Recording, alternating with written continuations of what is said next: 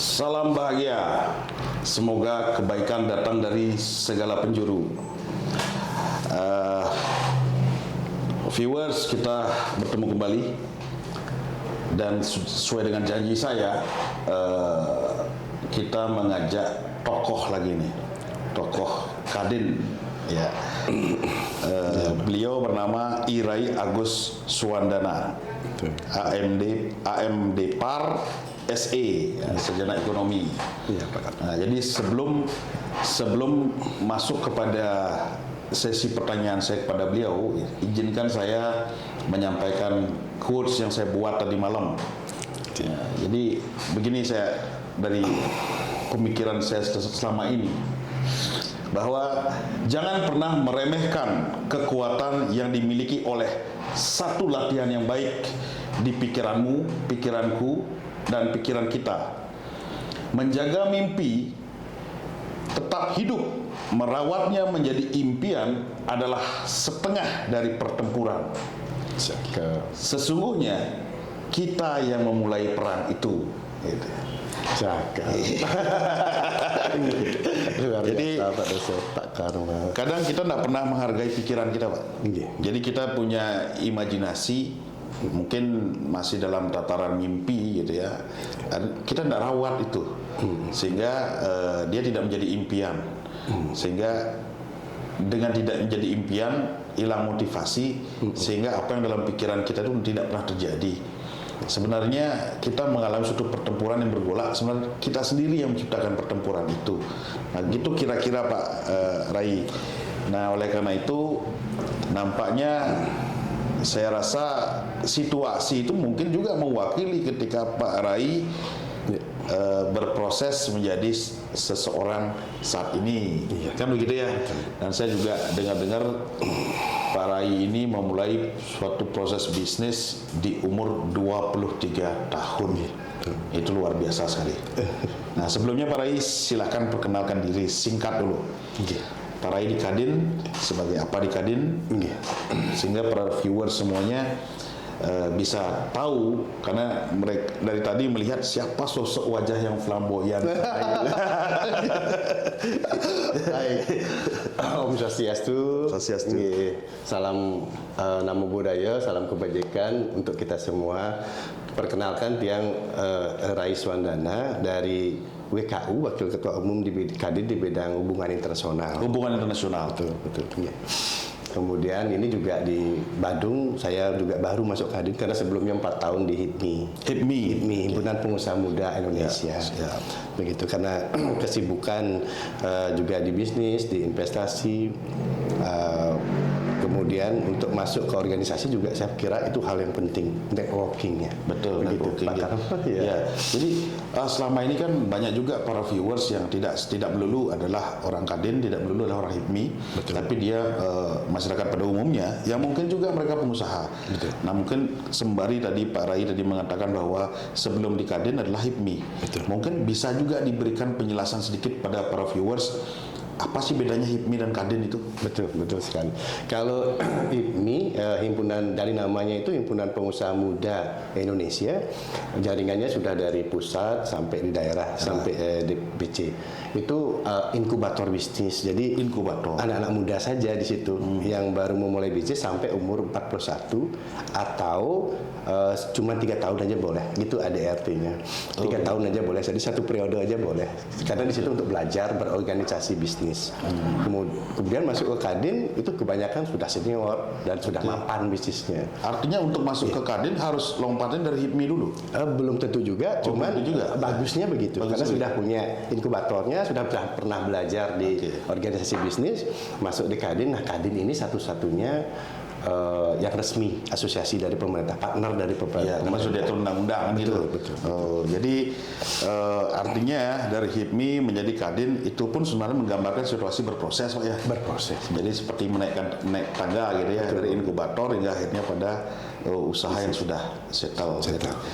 Kemudian yang saya tahu dari Pak Rai itu kan bisnisnya di bidang apa namanya advertising juga di pariwisata juga. Dimulai umur 23 tahun. Betul Pak. Dan usaha ini juga sudah dilakoni selama 23 tahun. Iya, kalau saya sendiri sudah 23 tahun. 23 tahun ya. Artinya bukanlah suatu usaha yang baru. Betul. Nah, kira-kira bisa ceritakan sedikit bagaimana naik turunnya, fluktuasinya sampai bisa mempertahankan usaha ini sampai berumur 23 tahun lah usaha. Betul. Kalau saya mungkin dari kelahiran sudah di entrepreneur gitu, jadi nenek kakek sudah dagang, jadi sudah mungkin pada zaman itu saudagar di pasar Kumbasari ya. Jadi saya justru dari bisnis ini mentalnya dari pewaris dan juga perintis, bukan cuma perintis. Oh, gitu ya. Bukan sekedar pewaris tapi juga perintis. Perintis ya gitu. Istilahnya jadi tidak serta-merta aktualisasi diri saya seorang perintis, enggak, karena ada privilege dari orang tua. Nenek kakek saya mewariskan beberapa lahan, kemudian ke bapak saya juga dagang. Jadi dari kecil saya sudah belajar bagaimana handling customer, handling komplain, melihat proses jadi sesuatu itu value added menjadi uang seperti itu. Jadi sudah tertanam di jiwa saya. Kemudian kuliah di pariwisata, tamat dari kuliah, setahun aja saya kerja di Singapura di Le Meridian Hotel. Udah intuisi bisnis saya sudah meronda-ronda, pengen bisnis saja di Bali gitu. Karena mungkin darah bisnisnya. Oh, berarti di bidang advertising dan bisnis pariwisata ini justru dalam keluarga pionirnya Pak. Itu perintisnya. Tapi basic daripada lahan yang saya pakai, tempat usaha yang saya pakai itu memang ada dari waris. Artinya ada pendukungnya lah, ada pendukungnya sehingga artinya dengan pengalaman, dengan wawasan, dengan pengetahuan dipelajari, dengan pendidikan yang ditekuni, akhirnya lahan yang kosong ini akhirnya dibentuk menjadi bisnis. Iya, seperti pembangunan berkelanjutan. Beliau-beliau yang ngasih saya lahan, saya membangun di atasnya. Jadi mungkin effort saya daripada teman-teman benar-benar seorang perintis jauh lebih mudah karena saya tinggal melanjutkan saja. Iya. Nah, berarti sebagai seorang pengusaha berarti memahami banget apa itu ilmu pengetahuan ya. Betul. Artinya memahami sekali ternyata dengan kita teredukasi, akhirnya kita bisa memanfaatkan hal yang sudah ada, lebih memiliki value added gitu ya. Betul. Nah, jadi kan kebanyakan juga selama ini kita lihat, katakan generasi saya lah. Nah, kita kan sama-sama kalau nggak salah generasi milenial. Betul. 40-an milenial sekarang itu. Jadi sebagai generasi milenial banyak juga ada istilahnya pewaris mewarisi sesuatu tapi akhirnya habis banyak sekali karena lebih mendekatkan pada persoalan kesenangan. Betul. Nah, kira-kira gimana tuh fenomena itu Pak? Itu mungkin kembali ke mental masing-masing. Kalau yang bilang mental itu dari pendidikan awalnya. Entah itu orang tuanya yang mendidik, mungkin ada kesalahan di situ. Entah itu dari akademisinya yang salah masuk jurusan prodinya waktu itu. Jadi terbentuklah seorang punya mental. Apakah mental ini setelah dikasih warisan dia bisa melanjutkan legacy ini atau dia justru cuma poya-poya doang gitu. Dan seiring waktu berjalan dengan umur kita yang sudah 40-an di milenial banyak banget kondisi seperti itu. Lebih mungkin dari 10, mungkin 7 teman saya begitu. Dan akhirnya kembali ke nol lagi.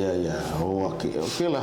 Artinya dengan itu setuju lah bahwa pendidikan itu penting. Sangat setuju saya. Dan saya dengar juga sekarang sedang ngambil S2 juga. Iya. Sedang atau akan ini? Sebenarnya sudah berjalan. Kemarin beliau dosen prodi saya sempat maaf tuh sih meninggal untuk perjalanan Pak Madiun. Jadi di pariwisata. Sekarang mungkin Februari saya lanjutin lagi. Nah, artinya begitu ya. Saya jadi semakin terbuka juga pandangan saya bahwa kalau saya kan akademisi. Nah, terkadang sering sekali mendengar anekdot di masyarakat. Teori saja, prakteknya mana gitu. Nah, terkadang juga praktek tanpa dibekali dengan teori ini juga menjadi ibaratnya kita berlayar tanpa kompas. Persis sekali. Berbeda saya lihat, sorry Pak ya, saya begini sedikit, berbeda saya lihat dengan orang yang terdidik secara edukasi secara ini untuk bisnis ataupun melanjutkan usaha dengan yang tidak. Jadi dia tahu kontrol dirinya. Kemudian dia bisa tahu kalau dia sudah berjalan mencapai hasil, dia bisa tahu carrying capacity dan capability-nya. Tidak greedy lah, tidak rakus untuk berbisnis. Kan itu saya lihat. Kemudian dia bisa maintain karyawan dengan bagus segala macam, keseimbangan di situ ya. Jadi yang terdidik well educated itu tahu keseimbangan, tidak terlalu gitu. Expose lah ya. Jadi begini Pak, 23 tahun itu bukanlah waktu yang singkat. Artinya kalau saya hitung-hitung dari 23 tahun lalu, berarti kita ada pada fase di mana sudah mulai revolusi industri, ya dari 1.0, 2.0, 4.5.0 gitu ya, menuju lagi terus ini akan meningkat terus dengan segala macam inovasi bidang teknologi ya. Nah, kira-kira selama itu kira-kira ada nggak dampak bagi usahanya Pak Rai? Kalau saya pikir dari dulu tuh sangat banyak. Saya bukan cuma 2 usaha waktu itu, lebih daripada 20 usaha saya. 20 usaha. Yang bertahan cuma 3 usaha. Cuma 3 usaha. Properti, kemudian turismenya sama advertising. Yang sisanya gitu. Karena di airport saya juga pernah 7 tahun bisnis di sana. Dan banyak yang saya tidak bisa ceritakan satu persatu selama 23 tahun. Artinya contoh ini advertising dengan adanya kemajuan teknologi sekarang, teknologi informasi, ada nggak ini ya Pak? Percis. Dampaknya. Kita selalu harus inovasi. Mungkin kalau dulu 5 tahun sekali inovasinya, berubah customer, berubah mesin, berubah segala macam. Kalau sekarang mungkin setahun sekali sudah harus lebih maintenance, dirubah lagi. Mesinnya dibongkar kembali yang baru terbaru. Lebih cepat sekarang. Untuk sebuah usaha itu menjadi tidak terpakai lagi gitu misalnya, tidak tren lagi, itu lebih cepat sekarang. Jadi advertising itu sangat erat kayaknya dengan percetakan Pak. Sangat erat, betul. Termasuk percetakan buku. Betul sekali. Ini saya baca beberapa waktu lalu di Kompas, di beberapa negara maju dan salah satunya contoh Swedia. Jadi mereka sedang menggalakkan sekarang terkait dengan bacaan cetakan atau kembali ke cetakan dan kembali mengajarkan murid-murid itu dengan cara menulis dan kertas. Karena menurut beberapa negara-negara itu, negara-negara yang sudah katakanlah secara pendidikan mereka sudah mapan gitu ya, terbaik di dunia. Ternyata dengan kita lupa memegang pulpen dan kertas, daya kreativitas itu hilang. Saya setuju itu. Karena ketika hanya pegang keyboard dengan katakan font misal Times New Roman, itu serempak sama. Tapi ketika kita menulis seperti ini, nah, itu ada kreasi-kreasi yang berbeda. Dan dengan adanya teknologi hilang. Nah, kira-kira bagaimana pandangan Pak Rai? Ya itu kalau kita melihat itu tren itu datang sejak ada internet. Yang lihat tren itu sudah tidak datang dari kita lagi. Jadi tren itu datang dari siapa pembikin software itu, dan kita sebagai pengguna user di sini mengikuti, pelan-pelan mengikuti. Akhirnya karena percepatan internet juga lebih cepat kita ngikutin. Gitu. Saya rasa untuk kembali juga ke situ juga harus jadi tren di situ dulu. Jadi tren anak-anak di sini juga akan ngikutin tren itu, atau tren dari pemerintah di sini untuk tidak menggunakan itu mungkin dimulai dari kampus-kampus di sekolah-sekolah, tidak boleh menggunakan gadget, harus menulis apapun yang dilakukan harus teknologi itu. Itu transisi yang luar biasa karena dalam kondisi sekarang semua era digital, bahkan artificial intelligence, robotik itu yang dikembangkan di dunia lain, mungkin pendidikan yang lain di Jerman segala macam, di Jepang, itu akan menjadi benturan. Nah, di sini yang sebenarnya akademisi takutin karena ada 2 generasi yang berbenturan. Saya kemarin membaca berita dan melihat juga beberapa potongan-potongan video di mana Bill Gates, kemudian si penemu Tesla itu siapa sih, mobil Tesla itu si siapa namanya, SpaceX juga ya. Jadi juga mereka dipanggil nih. Jadi yang sedang mengembangkan intelektual artificial ini, mereka dipanggil oleh pemerintah. Elon Musk. Mereka dipanggil. Dan mereka sendiri mengakui bahwa teknologinya dia itu sangat berbahaya. Betul. Memang dia membantu, tapi juga sangat berbahaya. Jadi penciptanya sendiri mengatakan bahwa teknologi ini sangat berbahaya. Karena suatu saat dia akan bisa meniru sekali potensi manusia. Dan jika disalahgunakan ini bisa menghasilkan suatu senjata. Nah, hal ini pun sekarang perlu dikhawatirkan oleh negara-negara, sehingga negara-negara itu harus segera mengambil sikap kebijakan-kebijakan untuk mengerem inovasi yang sangat luar biasa itu. Betul. Nah, gimana Pak? Nih, terutama kita kan punya generasi muda juga ini. Mungkin lah kita masih muda. Kita masih muda. Terus kita pun punya generasi-generasi yang mengarah ke menuju ke umur kita ini. Iya. Nah, kira-kira apa yang harus mereka persiapkan? Betul. Ini generasi yang kita jauh lebih gampang, generasi milenial dibandingkan yang Gen Z ini. Iya. Karena era yang absurd ya, era yang benar-benar dia tidak tahu jalan, gitu ya kan? Karena teknologi disrupsi, era disrupsi. Kita jauh lebih gampang dulunya belajar. Nah, yang saya lihat sekarang kalau begini prosesnya, yang paling bagus tuh sebenarnya back to nature. Itu nature tuh Back to nature ya. Kemarin ada sekolah paling nomor 1 di dunia ada di Bali, di Green School. Nah, itu karena back to nature-nya. Jadi orang mereka mau spend miliarder dunia mau spend anaknya untuk sekolah di sana. Nah, It back to ini nature. Kemudian kemarin juga efek rumah kaca segala macam terjadilah karbon ini. Nah, kita di Indonesia punya bargaining position untuk karbon kan, hubungan internasional. Betul. Kita mau jual nih hutan-hutan kita yang punya CO2 yang banyak ini untuk penukar daripada industrial yang di Eropa, Australia dilakukan karena CO2-nya dari kita, dia produksi karbon kan. Ini harus ada nilai tukar nih. Iya. Benar Pak Ray. Benar. Jadi saya kan juga di kampus tuh ngajar hukum lingkungan ya. Ngajar hukum lingkungan. Jadi saya juga pernah baca itu artikel bahwa sebenarnya yang disebut sebagai paru-paru dunia itulah Indonesia. Betul. Meskipun beberapa negara seperti Brazil itu juga memiliki hutan yang banyak. Amazon, punya hutan-hutan yang besar-besar juga ya. Tapi yang paling tepat dikatakan paru-paru dunia adalah Indonesia. Hutan Indonesia. Hutan tropisnya. Karena kita dilalui oleh garis khatulistiwa. Betul. Dengan dilalui oleh garis khatulistiwa, hutan kita di Indonesia ini 8 jam disinari oleh matahari. Betul. Kemudian proses fotosintesisnya juga lebih lama dan menghasilkan oksigen lebih banyak. Lebih banyak. Nah, ini juga terkait Pak Rai. Bahwa Pak Rai juga di Kadin adalah terkait dengan hubungan internasional nih. Betul. Nah, kira-kira apakah isu-isu karbon ini, nah isu-isu juga akan menjadi hal yang akan diwacanakan oleh Kadin Badung? Betul, kita sudah mulai dan mungkin Indonesia akan menjadi pemilik itu. Itu karbon kalau kita bisa ngitung aja, ngukur aja, sudah mulai ini. Mungkin mahasiswa sudah mulai membuat. Kita produksinya gede, O2. Itu bisa ditukar dengan nilai orang-orang yang industrial, negara-negara industrial. Kita punya bargaining position.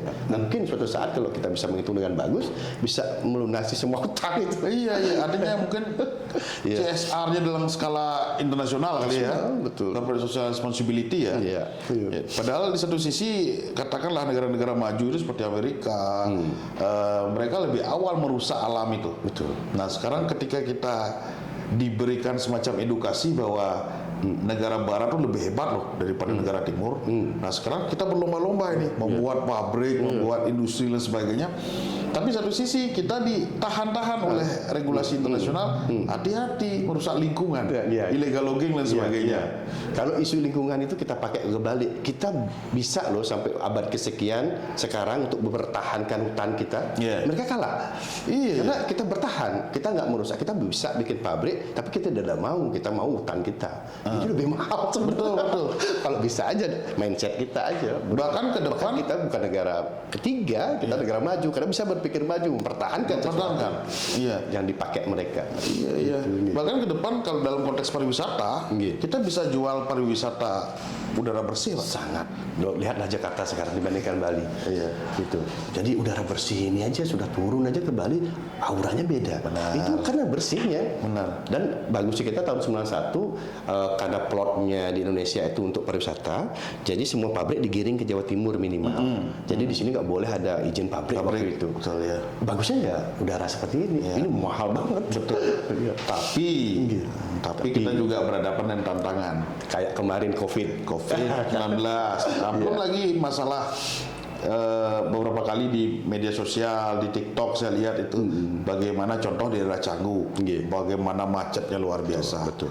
Nah, sekarang yang harus dipikirkan itu mobil dikurangi atau jalannya diperluas. Nah, ini dilema. Di satu sisi kemarin COVID kita 86% bersumber pada pariwisata. Kita bersih, tidak ada industri. Tapi ketika keran airport ditutup, waduh, kita kelabakan di Bali. Karena 85% dari sektor itu.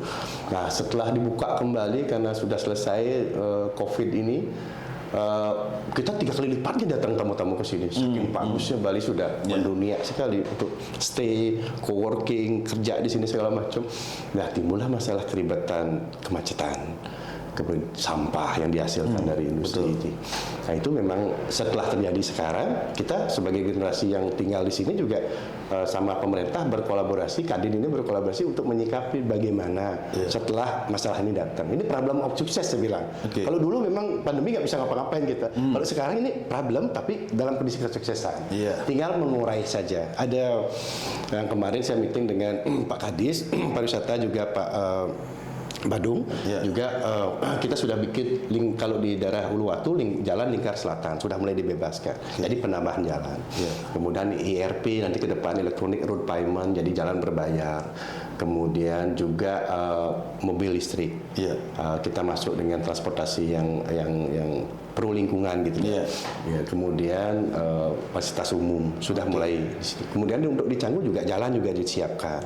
Kemudian regulasi juga untuk kepemilikan kendaraan segala macam, jalan berbayar ke electronic road payment juga sudah disiapkan. Mudah-mudahan tim ini sudah bisa pelan-pelan untuk mengurai kemacetan ini. Benar-benar. Makanya saya sendiri pribadi ya dalam konteks sebagai seorang akademisi memandang bahwa peran Kadin itu sangat sentral saat ini. Betul. Karena bagaimanapun yang saya anggap yang paling rasional itu adalah pengusaha. Kenapa saya katakan seperti itu? Karena mereka bertahan, survive sendiri, dan mereka membutuhkan dukungan-dukungan dari para stakeholders yang lain. Betul sekali. Nah, kemudian selanjutnya adalah dalam konteks kemarin ketika ada visa second home visa, itu tentu saja selain turis juga banyak investor muda ataupun orang yang over money di luar negeri itu mulai melirik Bali. Nah, menurut Pak Rai itu pentingkah investor itu?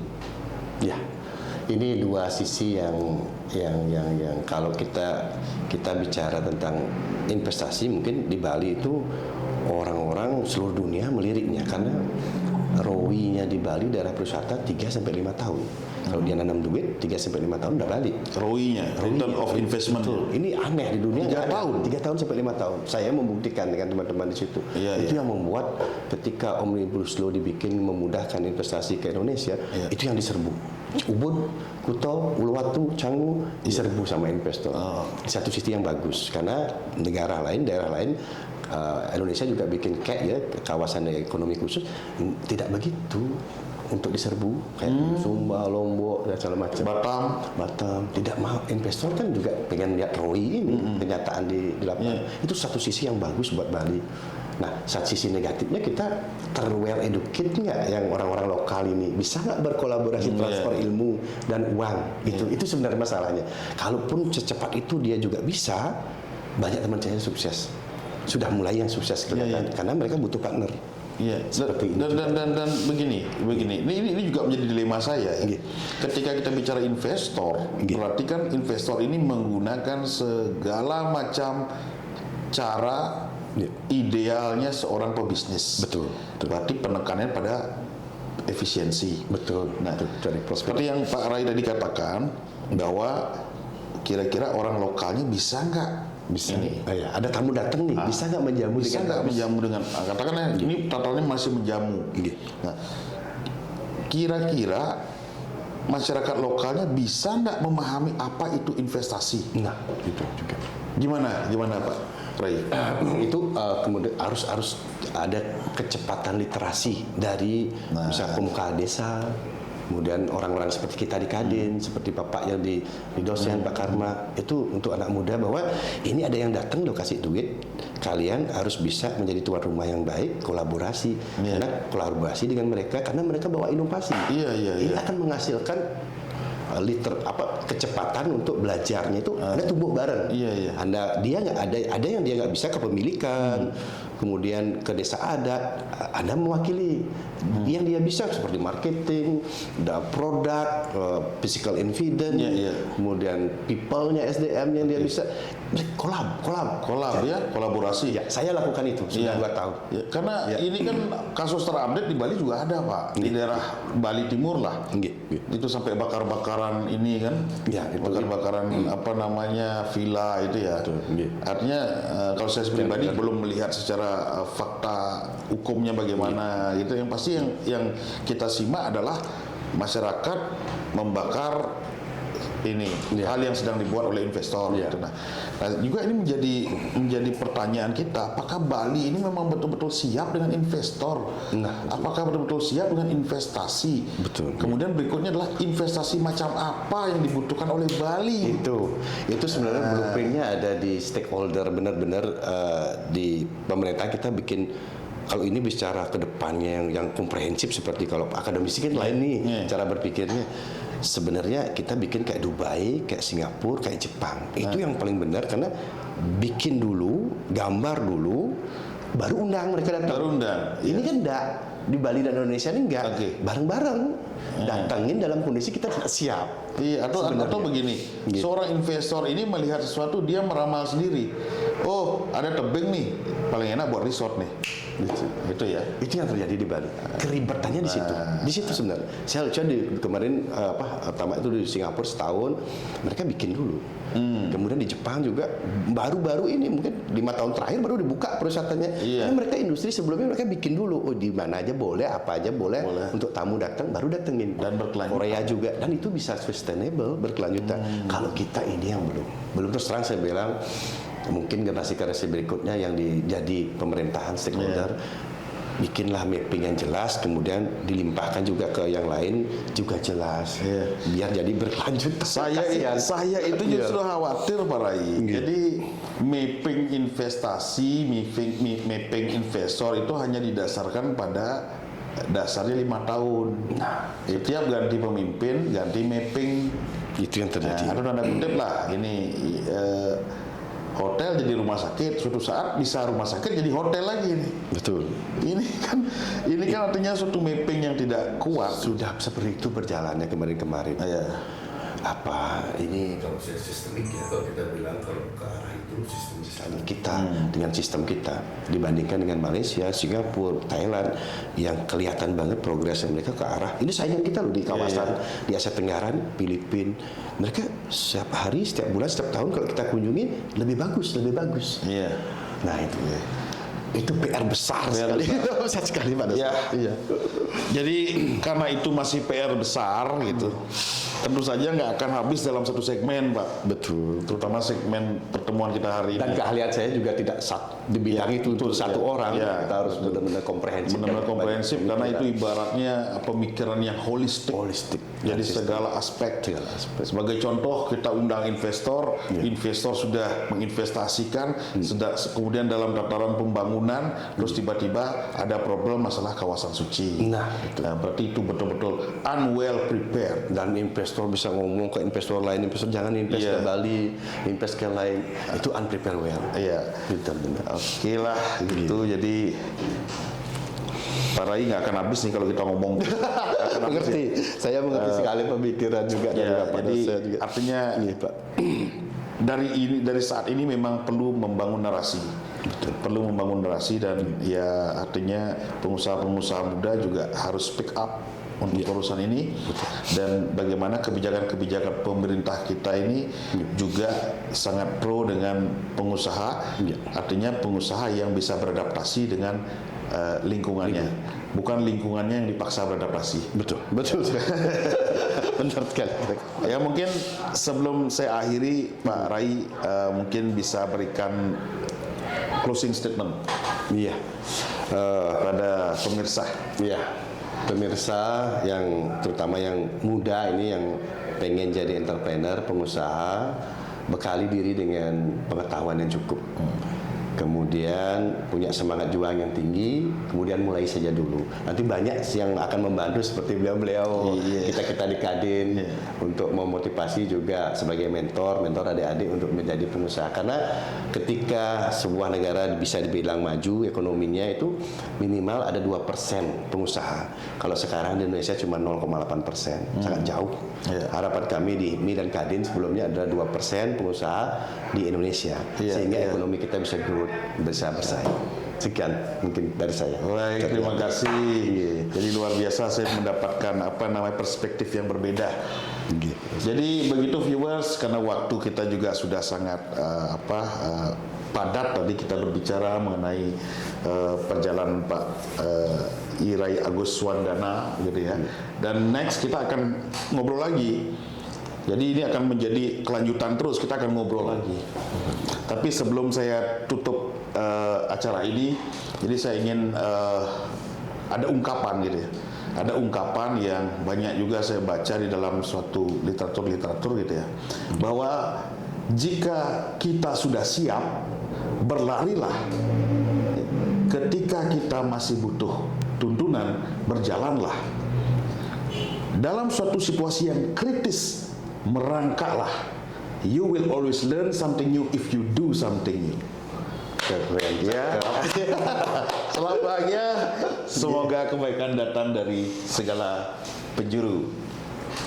Om Santi Santi. Om Santi Santi.